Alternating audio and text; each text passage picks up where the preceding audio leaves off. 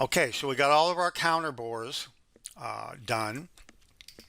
We can go ahead and do these through holes, and in fact we can just go ahead and use the same operation, the same pocketing operation. We're going to clone it, okay, and then we're going to edit it. We'll get rid of those. This time we're going to select the perimeters at the bottom, okay, since all of these holes go all the way through. So let's go ahead and pick our select curves button. We're going to start picking our our holes here. So we're not doing these ones. These are being cut from the bottom. So we'll do that one. That one's pretty small, so we'll see if we can get a tool in there. We'll do that one,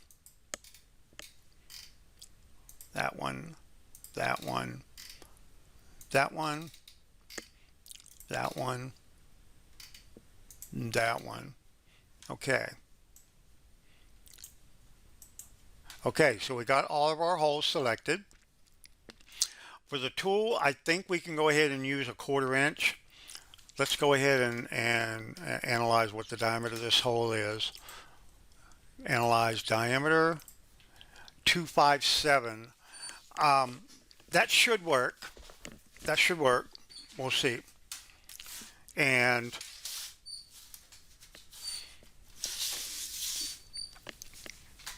for cut parameters, everything's going to be the same. Cut levels.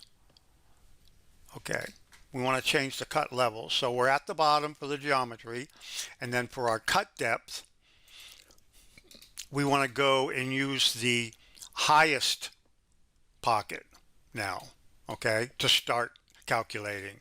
So that would be this one here, okay, from there to there. So that's 0.7925. And again, we've got a rough depth for cut at 1/8 of an inch.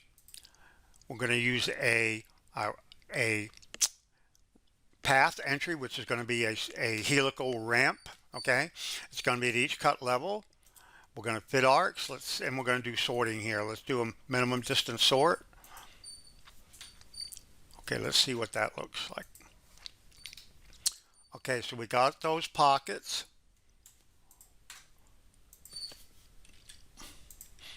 Let's see this smaller hole here. Yeah, got a lot of spiral motions there. I guess that's okay. Okay, let's go ahead and simulate that.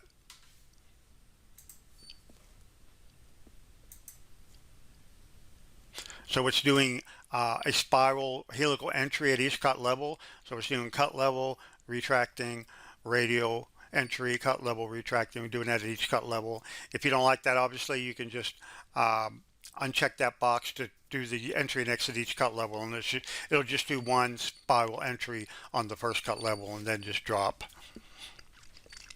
Okay, so let's get this done here.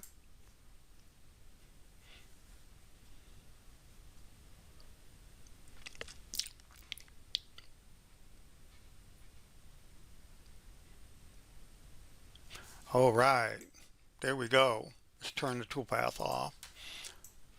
So we got that hole done. We got all of the through holes all programmed. We're getting close. It looks pretty good.